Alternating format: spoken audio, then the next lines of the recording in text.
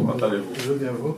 La sécurisation de la carrière du personnel administratif de la CENI passe par la mise en place d'un cadre et structure organique. C'est dans cette optique que le président de la CENI, Denis Kadima, a été reçu en audience le lundi 27 février par le vice-premier ministre en charge de la fonction publique, Jean-Pierre Liaou, qui a accédé à la démarche du président de cette institution d'appui à la démocratie visant une gestion plus sécurisée de la carrière des agents administratifs de la centrale électorale, avec la nécessité d'une admission sous statut des agents publics de l'État et d'une meilleure garantie d'un accès à la sécurité sociale, au même titre que les autres catégories des agents administratifs de toutes les autres institutions. Et pour atteindre cet objectif, la décision de la mise en place d'une commission paritaire mixte aux fonctions publiques CENI a été prise. À part le fait que la CENI soit une institution d'appui à la démocratie, son personnel fait partie du service de l'État. Ils n'ont pas toujours les mêmes facilités en termes de sécurité sociale.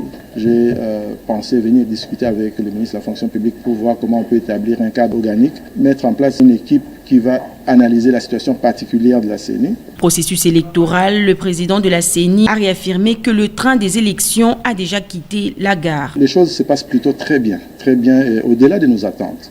Et tel que nous évoluons, nous sommes vraiment dans notre calendrier. Je peux vous dire que le 20 décembre de cette année, vous allez voter pour les élections nationales, provinciales et locales.